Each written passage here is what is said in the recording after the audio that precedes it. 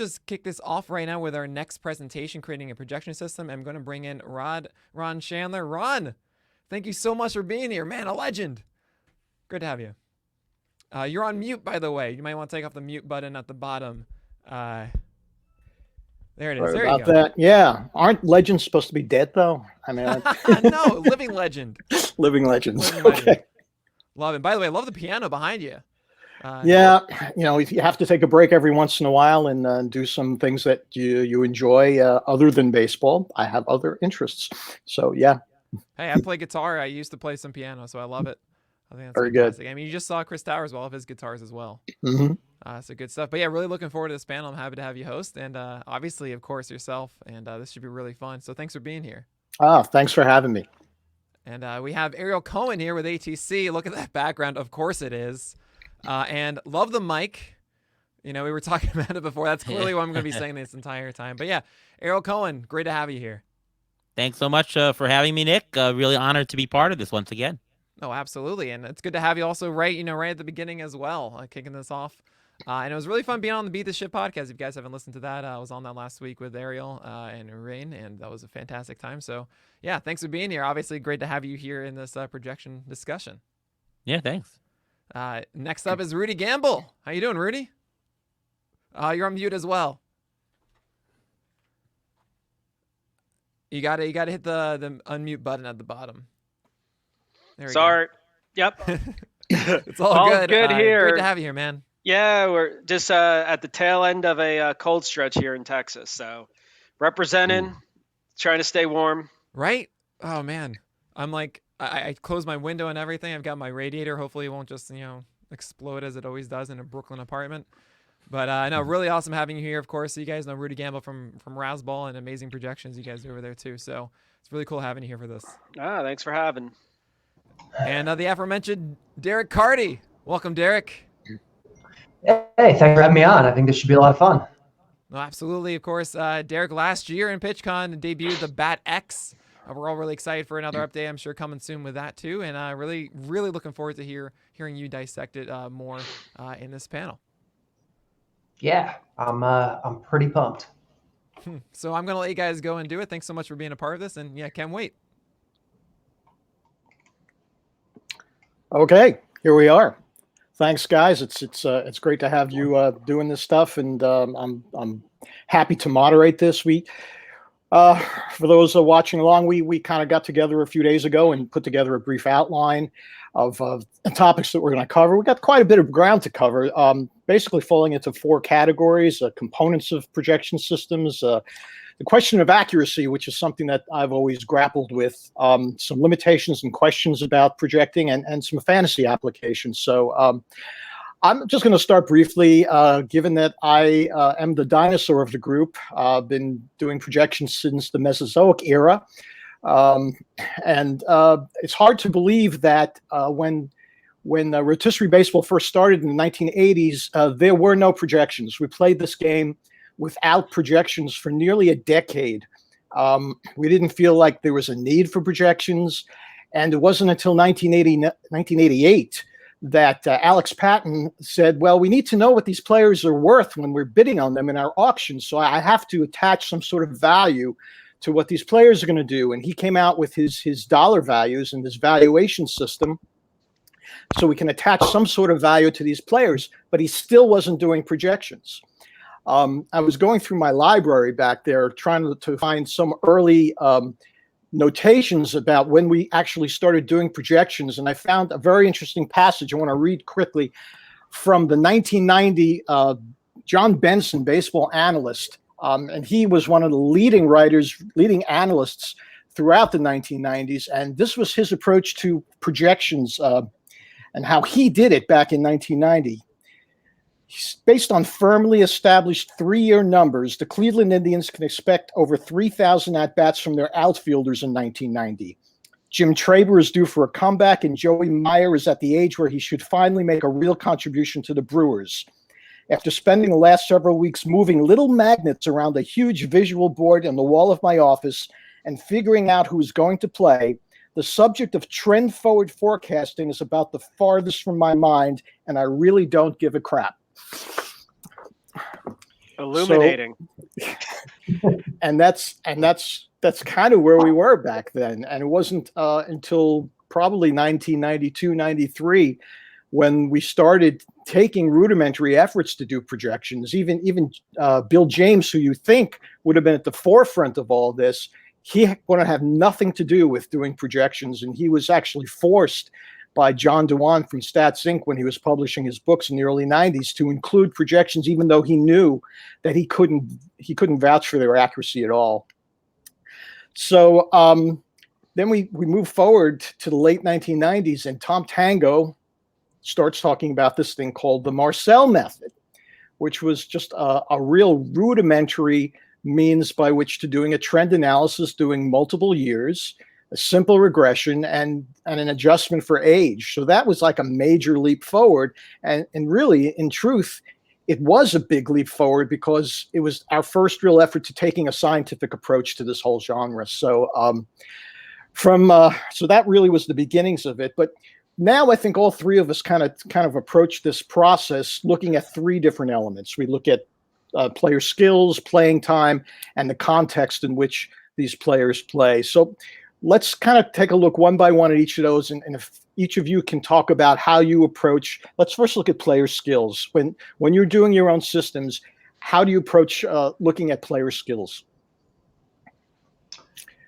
Ariel, you want to start? Well, I would say that maybe someone else should start because my method is to piggyback off of everybody else's method. Oh, that's true. Okay, Derek.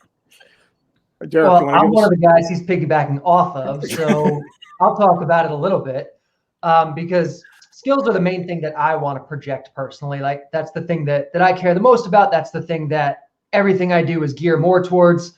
And I mean, it really does start at a very foundational level with, the things that Tom introduced with Marcel's. It's regression to the mean, it's weighing of multiple seasons, and it's an aging curve. It's looking at not just what the guy did previously, but how he did it, the ways he did it, and projecting that forward. And I think a lot of times we see people, they'll look at a Fangraphs page and they'll be like, well, this guy did this last year. Why does the projection think he's going to do something completely different? And that's kind of what goes into a projection is it's looking beyond just that surface level stuff. But it does really start with those three core things. Rudy, what do you guys do? Well, this is one where I think is great you brought up those kind of three different areas because I pretty much divide and conquer with Steamer. So I'm relying on Steamer to get me player skills, but set in a way that I have righty versus lefty, park neutralized, and then I'm overlaying playing time to it. So I found focusing on the playing time aspect was where I could add the most value from a fantasy perspective.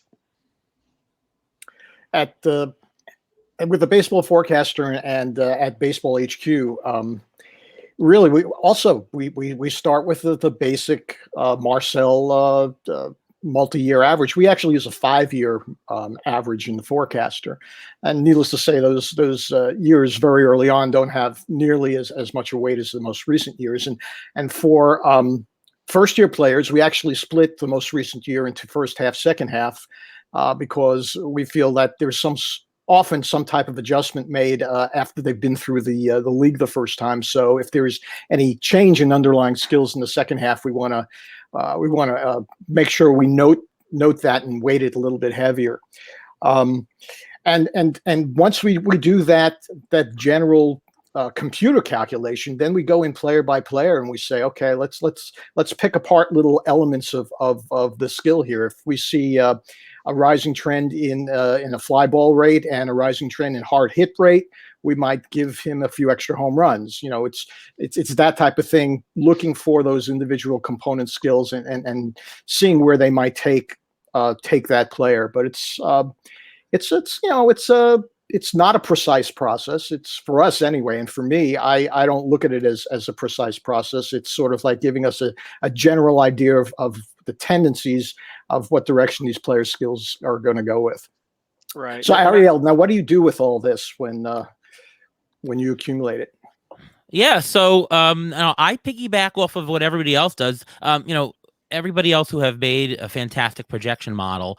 No projection model is perfect, and there are projections that are better in home runs. There are projections that do better in playing time, right? There are projections that do better in pitchers hit by pitches. I've, instead of trying to build my own model, I've studied how models have performed.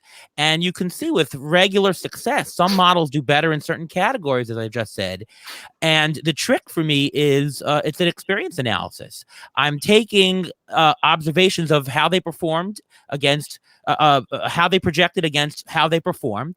And I figured out if I take a certain weight of each of the projection systems and combine them, I get an even better projection system that's more accurate in the long run than any one individually. I'm basically trying to remove the process risk. I'm sorry, the parameter risk. Process risk you can't get rid of. I'm trying to get rid of the parameter risk. It's hard to know what the true value of any one player is, but if I poll a number of very, very good experts, I'll have a better idea in the long run. So that's the general idea of what I do. So we take the skills and then we apply playing time to all this. And this is the massive black hole. It's the toughest thing to project is playing time. Do you guys do anything particular to try to nail it a little bit better than everyone else? Well, yeah, I mean, as the area I focus in, I think the playing time's often gotten short thrift. I mean, going back, I don't think that's an area Tom Tango is very passionate about. And he's a very passionate man about numbers, but not that aspect. So for that area, I think your first goal is to get plate appearances and innings pitched right. And so like the first start might be I put those together, or one would put those together and then apply them to whatever rate stats you get from a skill thing. But what you find is it's a rabbit hole, because you take a guy like Kyle Schwarber and his skills in the past are based on facing a disproportionate amount of right-hand pitchers. If you say for this year his role is going to be everyday player, those skills don't match up with the playing time assessment. So that's an area where it's tough, but you work towards this thing where if you're going to have 200 innings for a pitcher, make sure their starter innings, they've been adjusted, and any relief innings in the past have been adjusted accordingly. But it's definitely takes a lot of time studying of batting orders, going through DL percentages and trying to come up with a model to estimate how much time the guy's going to take. And then, a healthy amount of gut in terms of taking account for risks of, is this player have a good chance of being benched? Is this guy have a good chance of being platooned? That kind of thing. That's one of the reasons why I don't put a whole lot of my focus on playing time. And I give you a lot of credit, Rudy, for doing it, because like you said, like a lot of it is just kind of like luck or like manager whim. Like all of a sudden, Bruce Bochy just decides he's going to bench this guy and play someone else. And it's midway through July and we had no idea it was going to happen.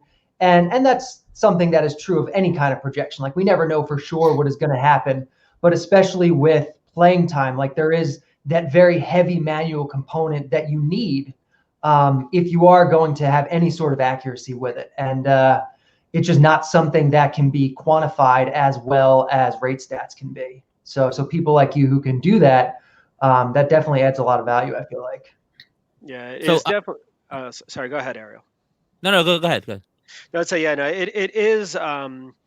Playing time is definitely tougher to QA or to like assess accuracy in a way that helps you going forward than rate stats. So whenever I'm working on rate stat analysis, it's great because I could look and see, if I change if the model gets changed, is this more accurate?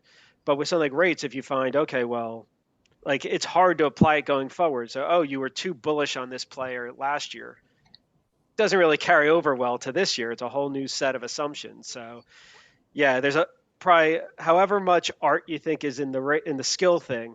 Yeah, playing time just adds a little more art to it. And I think that getting the playing time right is really important. Or you're not going to get it right. Getting it better, the more incremental a change you can make to perfect the playing time has a bigger effect than getting the rates right. You can take the rates of virtually any great projection system, but if you're 10% better in playing time, it doesn't really matter what you do on the race to some extent. I've noticed that certain projections do better with playing time than others, and I do the same kind of ATC weight in the playing time. I also break it up into some cohorts. There are some projection systems that do better with injured players that are returning. Take a guy like Chris Sale coming back. How many innings is he going to pitch? Well, most projection systems have him at somewhere around the 100 innings mark. I found that a lot more of the manual projection systems, or some of the ones better with injury, have tilted less and show the conservative side and show some of the they're taking the under. So ATC moves a little bit more in that direction. I've also noticed that a lot of times there are guys with high skills but uncertain roles, and it's the baseball HQ moniker that don't draft roles, draft skills. I've noticed that there is a correlation there, and you'll see, because ATC does piggyback off of some projection systems that notice that relationship. I project a little bit more playing time than most for a player with high skills and less roles. Dominic Smith last year, ATC was above a lot of other people. That turned out well. DJ LeMahieu, I had about 100 at-bats more than some of the other projection systems out there 2 years ago. That worked out well. That kind of thing is important. So, identifying what works well in different places and using them, for me, has really worked. Yeah.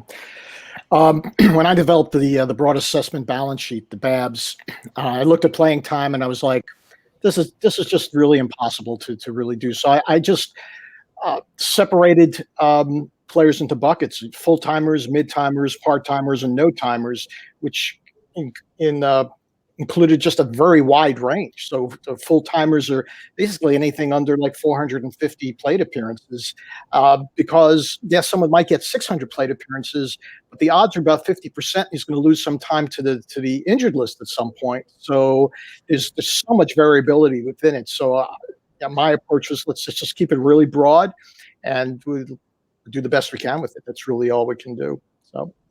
So the third component of this is the context that that all these players are performing in. There are things talking about the batting order of their team, ballpark effects. How do you take those things into account? I think so. Context is something. Go ahead. Yeah, Go ahead, Derek. You take on the park factor stuff, Derek. I mean, I know you're deep in that, and so we'd probably be saying the same thing. So you start with that, and I could talk about like batting order stuff. Yeah, I mean, so like the park type stuff, that's definitely something that I spend a lot of time on. Like when I first designed the bat, it was for daily fantasy purposes, and in daily fantasy, all that context stuff like matters a lot. Where they're playing, what the weather is, who the umpire is, the exact defensive alignment, catcher framing, all that kind of stuff. So the bat has been designed to do that for a long time, and it even looks at historically. It looks at every single at-bat that a player or pitcher has taken and says, okay, in this at-bat, basically there's this level of difficulty or ease in the at-bat. This at-bat was in Coors Field against a bad pitcher and it was 90 degrees and it was really easy to hit that home run. So the player gets a little bit less credit for it than he would have, in Oakland against, Sonny Gray or whoever. And so I think that is one of the things that, we touched on a little bit earlier with Marcel's. Like projections by and large are pretty close in terms of their accuracy. Like there's not like one system that's like way better than the others and the other ones are terrible. Like even Marcel's, which is like the bare minimum you should be doing, is still pretty darn good. So I think finding edges is important, and that's a lot of what we're going to talk about in this panel, I think. But context, I think, is a really valuable way to get edges, even in a season-long context. The umpire on a daily level maybe matters a lot. And over the course of the season, that tends to even out a little bit, but not completely, especially coming off of a 60-game season instead of a 162-game season. A lot of those factors maybe don't even out as much as you think they would. Strength of schedule. You hear a lot of analysts talking about, well, Trevor Bauer pitched in the Central, and so he faced easier competition. And so that's the kind of thing that I think should be being worked into projections, and which I think is very important, especially if we are trying to gain edge above and beyond just the basic, Marcel's, type thing. No, I mean, I agree. Yes. I mean, I think, for like the Razzball Steamer projections, we're trying to put as much context in there. Park factors are huge, both for your home park and where you're playing for that season. Um, I think for things like batting order and role, I think there are slight edges to be had there, and a lot of it's just looking at it probabilistically versus binary. It's not that a player is definitely the closer or not the closer. There's a spectrum there. It's not that a player like Trent Grisham is definitely a leadoff hitter or definitely a seventh place hitter. It's all a spectrum. There's a probability of each. So approaching it in kind of that manner, then you're able to blend accordingly for things that are contextual, like batting order and even plate appearances. A guy, a LeMahieu is going to his upside pretty much if he hits leadoff 100% of the time. A guy like Gresham, but a guy like Adalberto Mondesi, everyone's favorite guy to fade. Yeah, the big driver on him, if he hits at the top of the lineup, which he shouldn't, he's going to have way more plate appearances and way more run and RBI potential than if he hits lower in the lineup. So I'm just going at each player for the most part, looking at each team and just coming up with probabilities across it. But it's a lot harder to do that and think of the world like that than go to a site that projects someone's lineup and say, oh, nope, he's number 2 in that page say he's number 2. That's it. 600 plus plate appearances. That's the thing that drives me crazy a little bit when people are like, well, do you account for batting order? This guy's going to hit second. It's like, well, no, he's going to hit second some of the time, probably, maybe, but the manager is going to be changing the order every single day, whether it's a lefty or a righty. Maybe he's hitting up in the order or down in the order. Maybe he struggles, and now instead of hitting second, he's hitting 8th. Like maybe, there's a rookie that comes up or a guy just unexpectedly is good and he gets bumped up in the order. Like there's just so much of an unknown factor to that trying to be like, well, this guy's going to be the leadoff hitter this year, got to project him for a lot of runs. Like that just doesn't really work in practice. I think it sounds like, Rudy, you're taking more of like a probabilistic approach to it. Well, maybe there's a 20% chance he hits second or, a 30% chance he hits third, 40% chance he hits 8th, like whatever. So, I mean, I think that's definitely the better way to do it than just like, well, he's going to be the number 2 hitter. Right. And then, the challenge with that, or the challenge when you're using projections like that. So for ours, it's that you don't say something like, well, Mondesi is projected at 550 plate appearances and he has a chance of getting demoted. It's been baked into the plate appearances. Stop thinking about that. It's, Stanton's injury rate has been baked in. So when you're thinking about it, don't kind of do this kind of duplicative thinking. I think with like Ariel's method, in a way, you're creating this probabilistic method just because the Fangraphs depth chart, which powers your projections of the bat and Steamer for playing time, they're going to have certain assumptions. So if he blends that with 2 other sources, you've got a little bit of one. It's just as somebody who's deep in it, I like to have mine. I like to know exactly what I'm getting, where it ends up being a little more of a black box of assumptions. And then you'd have to, after you're looking at it, then question what those assumptions are and maybe do some adjustment on the fly. Yeah, I think that's a great point. I think it's something that you notice a lot of people will do, just people even who interact with me, like they won't realize that something's already in a projection and they'll double count for it when they're trying to like kind of do their own rankings or whatever. And so I think it is really important to understand what goes into the projection so you're not doing that. It happens with playing time, but it happens with all sorts of things. And kind of by nature, projections are a little bit of a black box, but I think it's important for the people who make them, at least I try to do it myself, like to be willing to answer questions and explain what is going into it so people aren't doing that double counting thing. Right. I mean, Derek, because you look at it like Trevor Story is a really good hitter and he's at Coors. So you have him at 5. I mean, he might be number 1 if you account for the fact he plays at Coors. These I mean, look how good his projection is, and he's a Rocky, so like he must be really good. Yeah.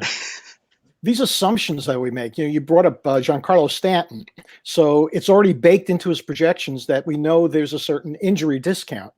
But how many at bats? How do you make that assumption? Is it 100 at bats? Is it 200 plate appearance? I mean, where does the assumption come from?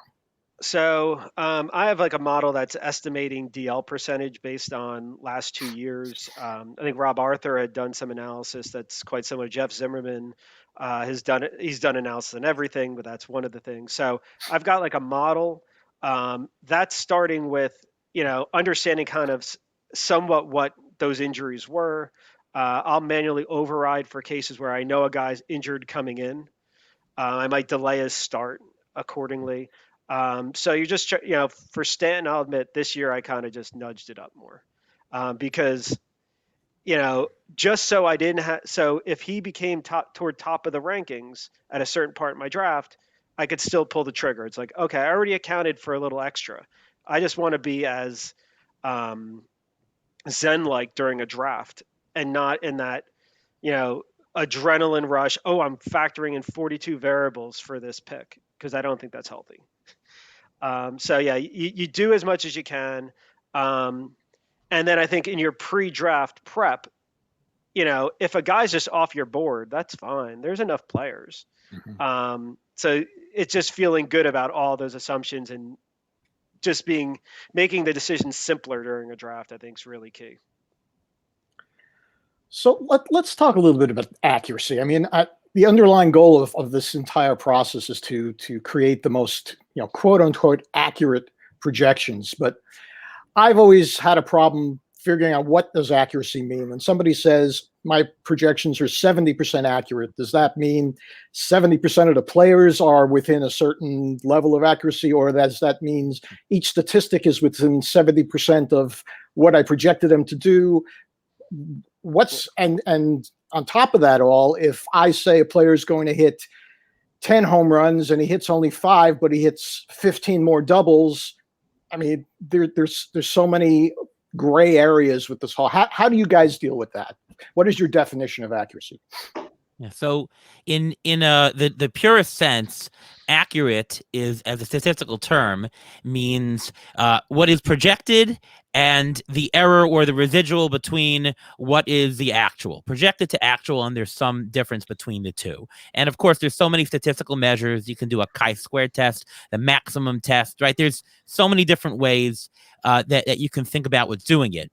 I think that the more important thing to consider that people aren't really thinking about, and when people come up with accuracy scores, is that every player in the player pool isn't the same. It matters more if you're accurate with Fernando Tatis than if you are all the way at the bottom with Ahmed Rosario, or even lower with Gavin Chesini on the Mets. It doesn't really matter what you do below player 300. You can have the most accurate set of projections below there, but if you get the whole top of it wrong, and who cares? So I think that the gain in projecting accuracy is knowing the right weighting of when you're compositely saying this projection is accurate, is saying there's an importance here, there's an importance here, and there's an importance here, and you grade the less importance. Right? If you just do a straight sum of errors and add up everybody, one guy somewhere in the middle can blow the whole thing up, right? You have to know how to scale each of the things. And my method is, and again, this is not the best. It's my method of doing things. Everyone has an opinion.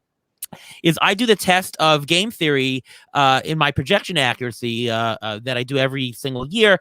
Is I see how they would have fared in fantasy baseball, and I compare it to the market. Accuracy is one thing, but as I tell CEOs all the time, accuracy doesn't matter as much as relativity. It matters where you are compared to each other. If you're a hedge fund manager, you're looking to beat the market, right? Everyone's projecting companies and projecting what their returns are going to be in a company, and that sets the stock price. It doesn't matter the whole number. It matters whether you're above or below the market, whether you're buying or selling. So I compare, hey, what projections pick what. If you used the BAT X last year, you would have seen that Jose Abreu was phenomenal. And you would have picked him because you were higher above the market. To me, the more players you can project correctly as compared to the market to suggest a buy signal, the hit rate, the frequency of getting it right, that's the more accuracy. And the more you can turn away people from mistakes, there you're more accurate. Of course, there's severity. And as long as you buy a player If the player skyrockets, to me, you get more credits because you're projecting people that are growth stocks. And if you're projecting guys that are buffs and you're buying him more, then you are lowering yourself. So that's how I sort of view accuracy, that it's against the market, that it weighs different people different ways in terms of altogether. Yeah. So I don't do a lot with accuracy. I like making the projections. I back test them to make them as good as they can be within the context of my own projections. But I let people like Ariel and people like that kind of, run the test. And like he said, there are so many different ways to measure accuracy that I don't think there's ever going to be like one right answer or one right thing. It's just, there's a lot to it. Even Ariel, you kind of said how when you run it, maybe you'll like have like a weighted approach. The guys who are drafted early get more weight if you're right than the guys who are drafted later. And I understand from like a practical application standpoint why like that makes sense for people. But when I'm projecting players, I'm not saying, okay, well, this guy's in the top 50 of the ADP, so I'm going to project him harder or better or differently than the guy who's, coming up from the minors and isn't going to be drafted at all. Like the process is exactly the same. So I'm honestly a little surprised to hear that, because when I think about accuracy, I'm like, well, throw everyone in there. They're all being projected the same way, increase your sample size and just measure them all. But like, again, there's different approaches and they all, make sense for different reasons, I feel like. Yeah, no, I mean, I'm with you. I don't spend a lot of time dwelling on the accuracy. I do think it's important as providing these projections that one should be accountable, and it's also a marketing opportunity. So yeah, I think when Ariel first did it, he didn't have the Razzball Steamer projections, and yeah, I reached out, got them in there to get it tested. The stuff that I'm most passionate about, and I mean, Derek's probably more familiar with, is like, I can't look at Ariel's thing. I can get motivation out of it, but I can't get it. There's no learning. I want, so when I'm doing testing, like if I can get it down to that one variable and look for opportunities for improvement, it's great. Preseason projections are awful for that. Daily projections are great. You try to figure out your daily plate appearance model. Yeah, you've a new model each day. You reduce a ton of variables because the guy's either in the lineup or not, where you've got a spectrum for 162 games. So that's why I hate projecting season-long playing time, because projecting daily playing time is so much easier and so much better. I don't have to worry if the guy's going to be on the DL a month from now. I don't care. He's in the lineup today or he's not. Right, but then you could still be testing, was 4.6 the right plate appearances, 4.5, and all that stuff's underlying, has, but yeah, obviously preseason you're projecting lineup. In game daily, you have a lineup, so you've removed variables, and that lets you test a little bit, a real isolated thing. Then that part gets that part's fun. But the larger accuracy thing, it's just more for accountability and marketing, ego, all these traits that don't necessarily you got it wherever you get your fuel, I suppose. Yeah, well, marketing is important, right? Yeah. There's one thing that's kind of like underscored all this, and none of us have said it, but when we talk about accuracy, we're talking about accuracy for the player pool as a whole. Maybe there's some weighting based on tiers or something, but we're never talking about like, well, I was accurate about this one player. And a lot of times people, I think, especially people who don't really understand projections, but who play fantasy baseball, they're like, well, you were wrong about Fernando Tatis this year. You must be terrible at projecting players. And it's like, well, no, like I think it's important to look at it as a whole and not just like the one player thing. And a lot of people love thinking about it that way. Well, this analyst was right about this guy and this analyst was wrong about this guy. But like, I don't think it takes a whole lot of skill to be right or wrong about one or two guys. Like, I think you really are trying to maximize the accuracy of the entire player pool. And I think that is lost on some people. Yeah, I think the more we try to predict the individual players who are going to be outliers, I mean, the less accurate we are overall for the pool. I mean, we can all predict how many home runs Ronald Acuna is going to hit, and that's a great measure of accuracy. But as Ariel said, it's more important that we predict that Ahmed Rosario is going to hit 10, is going to steal 10 more bases than the rest of the market does, and that's going to make a difference for people drafting. So yeah.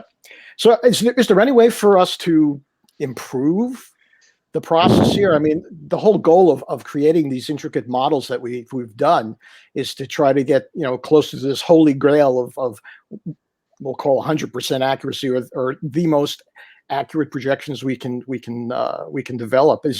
Are there areas that we haven't approached yet, or things that we can do to increase that effort? Let me just throw out a question first, though, to the group. I think that there's a lot of information that teams know that we don't know. I mean, there are players who are hiding injuries. There are players that they really are very high on, that they're going to play more to test it. To me, the biggest gain that you can get is having some inside information. And if somehow baseball discloses more than information, I think you're going to get a large jump in accuracy, and that would be a big source. Don't know if that's going to come, but I'm just throwing it out there that I think there is a possible gain in that we have lack of information.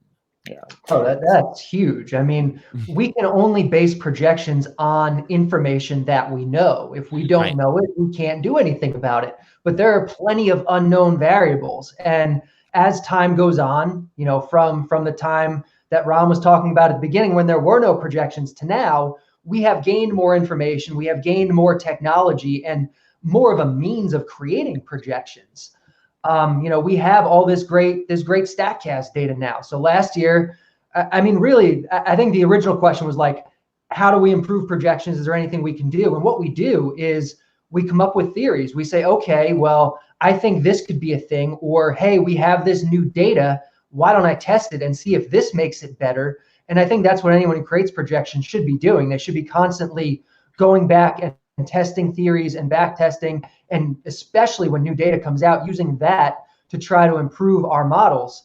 And I think, you kind of showed it, I think, in your accuracy article this year, Ariel. The BAT-X, I think, is the first system to really fully integrate StatCast. I could be wrong. I think other systems are probably using it to some extent, but the BAT-X tested way better than the initial BAT did using that extra data. And so that is very validating, I think, and kind of shows how you can improve projections by using new information. And I still think there's lots of stuff out there that isn't in projections right now, that we can use to improve things with.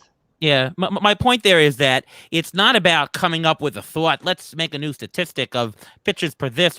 I think the biggest gain is when we get more information released. StatCast data was a new brand of information. PitchFX was new brand information. And of course, it's up to us good analysts to test it and to see what variables have a meaningful effect on the projection and which would have worked. But I think that we're not going to get there until we get the release of information. That's the more important thing. And we'll get that. As more and more technology arises, we're going to get more of that. And yes, I think that there is going to be more improvements for just because of more information. Yeah, I think in some instances, I don't think we're going to get a lot of additional information more than we're getting now, and that especially in the area of injuries. Players have a vested interest in not revealing everything, and HIPAA laws and everything prevent the teams from revealing a lot of stuff. So, for me anyway, if I see a player struggling and there's no report of injury, I don't just immediately assume there's not an injury. I, in fact, assume that there probably is an injury and adjust my expectations accordingly. So I think there's a limit to how much teams are going to reveal and how much transparency there's going to be in general for especially on areas like health of the players. But I agree. I mean, it's the more information we can get, the more we can have better projections. You mentioned, also about some of the blind spots of projections, variables that we don't account for well, that maybe, aside from not having the information, maybe other things that could be integrated that might get us a little bit closer to where we want to be. I mean, one of the most common criticisms of projections that I hear lately, and I think it's completely valid, is pitcher projections. Basically, there's been such a focus the last few years with the advent of PitchFX and StatCast and everything else. on the changes, the process level changes that pitchers are making, and they can make them at the drop of a hat. All of a sudden, pitcher A decides he's going to start throwing his fastball 30% less and his curveball 30% more. Immediately, he is a different pitcher, probably a more effective pitcher. And you would, if you fed that information to the projection and it knew what to do with it, it would drastically change his projection immediately without any sort of sample size at all. 1 game, 2 games. But projections right now don't really account for that sort of thing. So, I mean, that's something that I'm working on. That's going to be the bad X for pitchers, that type of thing. But I think right now there is a large gap with pitchers in where we are with where we really could be just based on the information we already have. No, I'd agree. The starting pitching is I think the toughest part because the stuff can change, dialing up breaking pitches. That has been the toughest part, and it's typically been something I've overlaid a bit onto my projections when I'm using them. But I think quantifying those will quite interested to see how those results come out. I'd asked all your folks to provide input for the session, and there are a couple of points here that I just want to read. I forget who sent them to me. How can you gain an edge beyond projections? People often lose edge by double counting, overthinking, or not understanding projections in the first place. I think, Derek, was that you? Yeah, I think that was me. I've been having some discussions on Twitter lately with people who aren't necessarily anti-projections, but people who don't use projections as their primary source of information. And it wound up being a really good discussion, kind of seeing how people think about these things. And one of the things that I kind of kept hearing was like, well, how do I know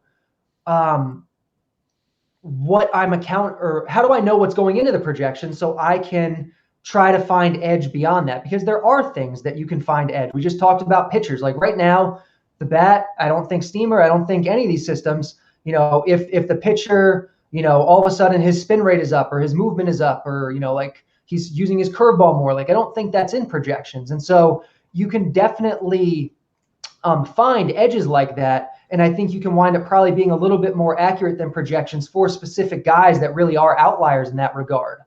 But I think it's important to understand what goes into them, because if you don't understand what goes into them in the first place, then you can wind up over counting. You can wind up losing edge because you're putting too heavy of an emphasis on something. Like, like for example, you think that, this player's batting average, his projected batting average is too low. He improved his strikeout rate last year and his StatCast data is good. He has a good launch angle or good exit velocity. So I think his batting average is too low and I think the projection's wrong. And in cases like that, the projection's probably already accounting for that. The projection knows that his strikeout rate got better. The projection knows that his exit velocity is this. And so that's where you're going to wind up losing that. And the argument I hear a lot of times is, especially when it comes to the 2020 season, well, the projection doesn't realize that he had this change in approach and that his strikeout rate got better because it relies on sample size, and the sample size was too small. And so the projection doesn't realize that he's different now. But that's the entire point of the projection. That's the entire point of accounting for the sample size, is to say, okay, historically, when a guy has a strikeout rate improvement of X over 60 games, this is what he tends to do going forward. Like the projection knows that. If you're saying, well, the sample size is too small and the projection's not buying into it, but we have to work in small sample sizes, or else we're going to be behind the curve, I just got to buy into it. You're going to be wrong more than you're right if it's something that the projection is already accounting for. And so I really think that's the big distinction, because a lot of people think they can beat projections. I think very few people actually go out and try to quantify whether they're beating the projections. And I think a lot of times they are kind of making these mistakes of double counting or just not understanding in the first place what the projection's doing. Let me just add about it's a lot about getting things into components. I have the word Corbinize, which is talking about Patrick Corbin, who said that, well, my slider is my best pitch, so let's just keep throwing it even more.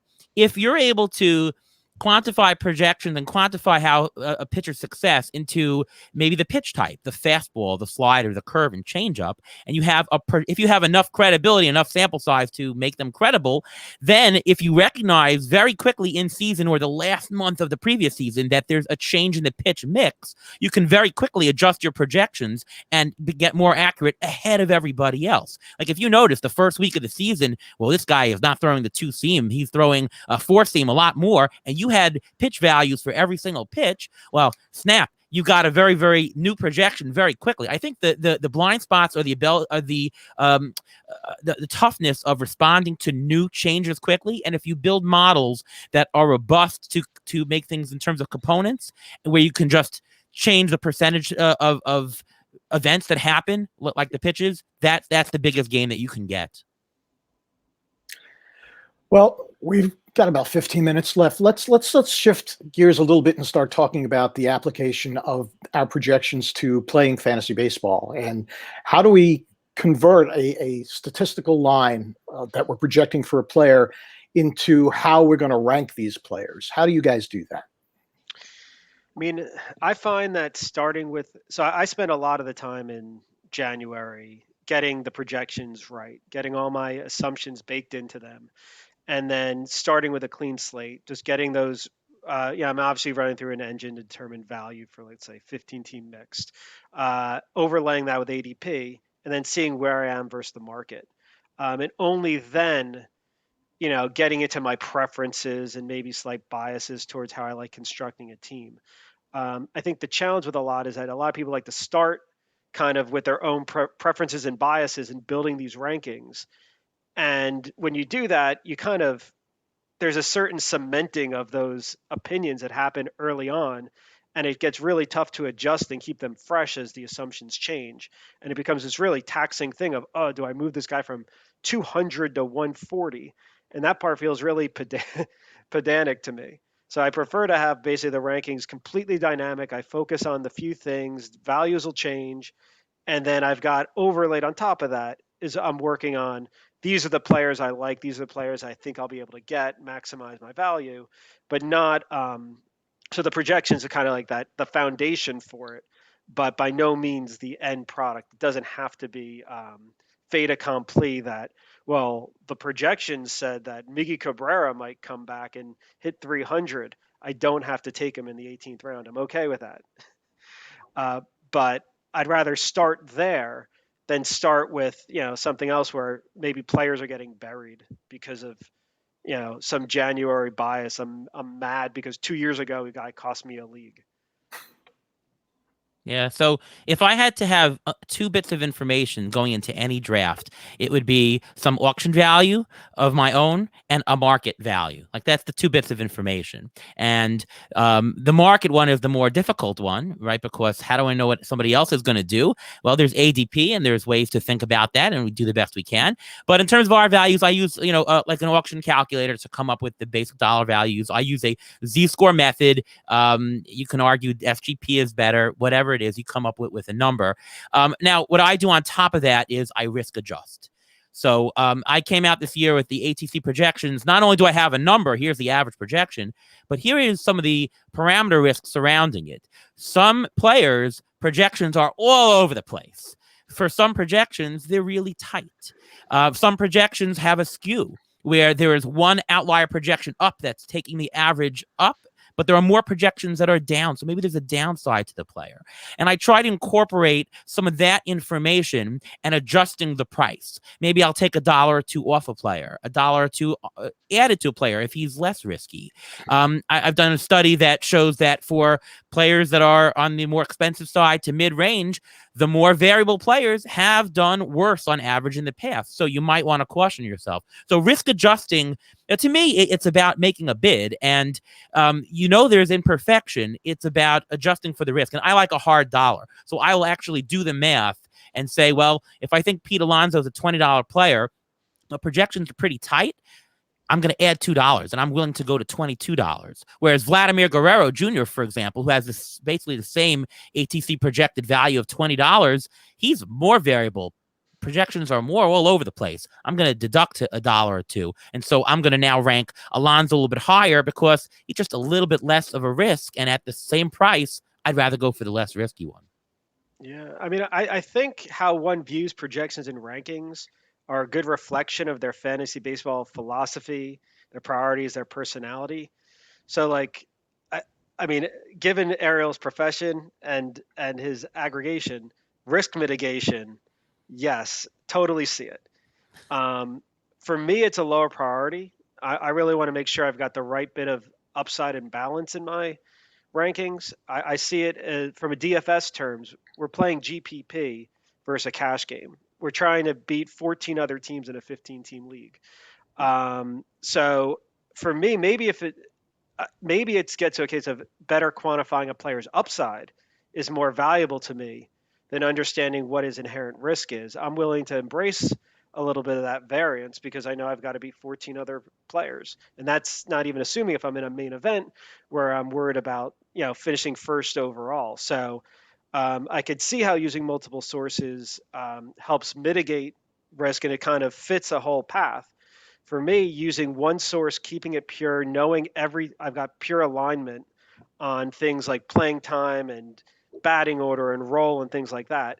For me, I prefer that. Knowing though, I am embracing a little bit of risk. It does mean, my floor might be lower on a given team, but finishing 7th versus 10th isn't going to change things. If it was a total cash game and my whole goal was to finish in the first half of the standings, that would transform the way I'd think about it. Just like, again, I think the DFS cash and GPP structures are really helpful because there's just completely different philosophies to how you approach it. I think it's also a question of understanding what the projections mean. If you're going to use ATC, you're going to understand that you're not getting an outlandish complete upside projection, that you're going to get something that's in the long run some kind of middle ground. If you're looking for a player with more upside, you're not going to want to use ATC. You're going to want to use a standalone projection and so on and so forth. I have a question to the group, though. Projections are usually put out as some average, some median, some most likely to attain kind of level. Shouldn't there be some projections or when we value players, the top players perhaps maybe at a floor, maybe at a 30th, 35th percentile outcome should be listed there. People in the middle at a 50, and at the bottom, we're talking 80th percentile upside. Shouldn't that be more of a set of projections if we're going to draft for fantasy? It's difficult. I think someone like if you're doing the skill projections like Derek, there's definitely a confidence level you can have there. But knowing that then you've also got the that a player's upside. We'll just use Mondesi because it's fun. His upside is he plays 95% of games and he hits first or second in all the games. And potential and the skill hits at the top levels. He steals a lot and he doesn't make you want to throw up on batting average. His complete floor is, well, he doesn't do very well. He hits toward the bottom of the lineup. Then he loses playing time. So you've got those two variables, or there's multiple variables you're trying to account for. And I think that's what's difficult. When I look at sometimes these ceilings and floors, they're basically taking plate appearances down at the same rate as the skills. And those two are correlated. The worse your skills, the less you play, but they're not perfect. So you could end up, so I find it easier to do mentally and account for than try to bake it in because it'd be a tough call. I'm just looking at my draft and saying, have I baked in enough upside along with a certain foundation of guys? So I want to have a few sexy guys, a few boring guys. I think is what I've found. It's just finding that right level. Maybe I'd put a number on it, but it's not really that quantifiable. That's kind of how I feel about it. Like I've certainly had people say, "Oh yeah, you should have floor and ceiling projections." And for DFS, I have them. For season long, I've never built them. We talked a little bit about how the kind of projections we make fit our personalities a little bit. Like I just don't care about floor and ceiling. I don't. I know a lot of people do, so it's something I may try to put out at some point. But like Rudy said, it's not something we can necessarily perfectly quantify. Like theoretically, we know Luis Robert has a higher ceiling than Andrew McCutchen, but tell me why. Tell me how to code that. And there's ways you can do it. He's younger. He has the prospect pedigree, whatever. But like there is nuance to it. It's not like going to be an exact science type of thing. I don't know. And a lot of it is, like Rudy said, kind of playing time, batting order based, which I don't even try to project in the first place. So like, how am I going to do that? For me, I'd much rather just focus on, especially, I mean, there are things that aren't going into projections right now that should be. So that's where I would rather put my focus at the moment. What I do with my balance sheet approach is I don't bake anything in anywhere. It's basically player skills and the player's risk factors. Using the Giancarlo Stanton example, his skills rating is going to be in the same bucket of players who basically have that upside, the big power, moderate batting average type guys. And on the liability side of the ledger, we see all the risk factors, all the liabilities, and then we try to build a roster, construct a roster with a risk budget. So a roster that could potentially contend in the league will be limited to a certain number of risk factors across both the batters and pitchers, and there are targets for all the skills levels on the asset side of the ledger. So I can see that Stanton is there as someone who has potentially first round value, but obviously all the risk factors are going to drag him down, and it's up to me to decide how far down I want to pull him. And then it's a matter of matching that to the ADPs, to what the market is doing, and deciding, okay, the market is saying he's going to be in the 6th or the 8th round, and my assessment says he's potentially a 4th round player.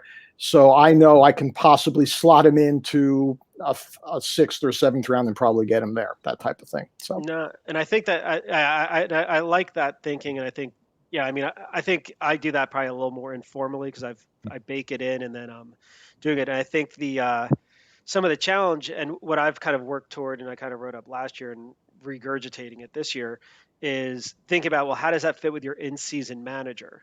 And as an in-season manager, I like going through Fab and churning the roster. So I might be more willing to take more risk than someone who's maybe a more conservative in-season manager who's kind of hoping like, I've got most of my guys stay on the roster the whole year. So knowing that about yourself in season and informing the way you draft and treat the projections, I think is really important and underrated.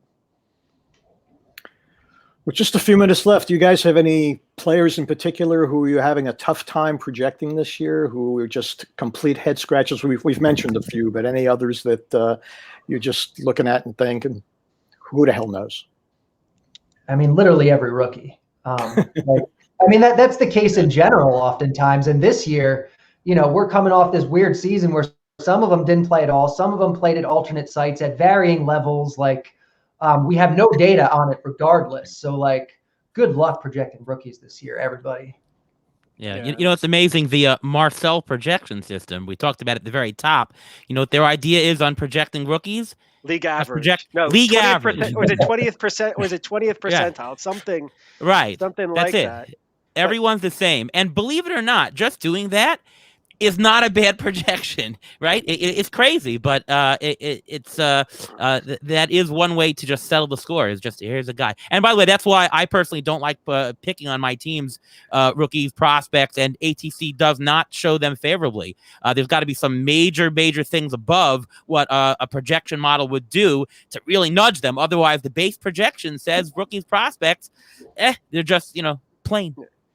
Don't tell that to anybody who loves rookies and prospects. If you tell anyone that a top prospect is just going to be or average, they will rip your head off, especially if they're the outlier that is not.